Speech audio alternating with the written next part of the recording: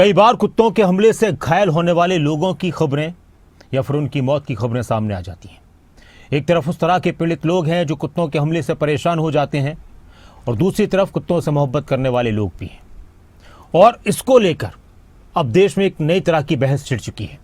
Delhi NCR में आवारा कुत्तों को सड़कों से हटाने के सुप्रीम कोर्ट के आदेश पर अब फिर से विचार होगा। चीफ जस्टिस BR गवई ने याचिकाकर्ता की मांग मानते हुए जल्द सुनवाई का आश्वासन दिया है। एक एनजीओ की तरफ से कहा गया कि कुत्तों की बेहिसाब हत्या नहीं हो सकती और उन्हें सुरक्षित शेल्टर्स में रखा जाना चाहिए। कोर्ट की अगली सुनवाई में तय होगा कि इस मामले में अब क्या कदम उठाए जाएंगे। ये रिपोर्ट देखिए। यूपी के नोएडा की ये तस्वीरें किसी को भी परेशान कर सकती हैं। मासूम बच्चे पर कुत्तों का हमला, झकझोर देने वाली घटना। इंदौर की ये तस्वीरें दिल दहला देने वाली। कॉलेज छात्रा पर अचानक आवारा कुत्तों ने हमला बोल दिया। आगरा में घर के बाहर खेल रही मासूम बच्ची पर आवारा कुत्तों ने जानलेवा हमला किया।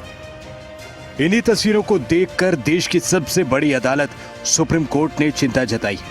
आवारा कुत्तों पर बैन को लेकर अदालत की चौखट पर सबकी नजरें हैं। मामला कानूनी हो चुका है। 11 अगस्त को सुप्रीम कोर्ट ने कहा 8 हफ्तों में दिल्ली एनसीआर से सभी आवारा कुत्तों को आवासीय इलाकों से हटाकर शेल्टर होम भेजें। आवारा कुत्तों को तुरंत पकड़कर नसबंदी करने को भी कहा। 28 जुलाई को सुप्रीम कोर्ट ने रेबीज से होने वाली मौतों की घटनाओं पर खुद नोटिस लिया था। इस मामले में सुप्रीम कोर्ट में फिर सुनवाई हुई। सुप्रीम कोर्ट में याचिकाकर्ता ने कहा कुत्तों की बेहिसाब हत्या कानून और नैतिकता के खिलाफ है। इस पर सीजीआई ने कहा आवारा कुत्तों पर सुप्रीम कोर्ट के आदेश पर पुनर्विचार किया जाएगा।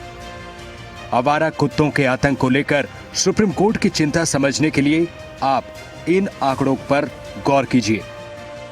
देश भर में आवारा कुत्तों के आतंक की घटनाएं कई हैं। 2024 में कुल 37,17,336 कुत्तों के काटने के मामले दर्ज हुए। 24 मौतें रेबीज की वजह से हुई। 2024 में 5,19,000 बच्चों को कुत्तों ने काटा। बच्चे और बुजुर्ग इस समस्या से सबसे ज्यादा प्रभावित हैं। सुप्रीम कोर्ट में ये केस चल रहा है। सुप्रीम कोर्ट की टिप्पणी पर लोकसभा में नेता विपक्ष राहुल गांधी भी कह चुके हैं ये दशकों से चली आ रही मानवीय और साइंटिफिक पॉलिसी से पीछे ले जाने वाला कदम है।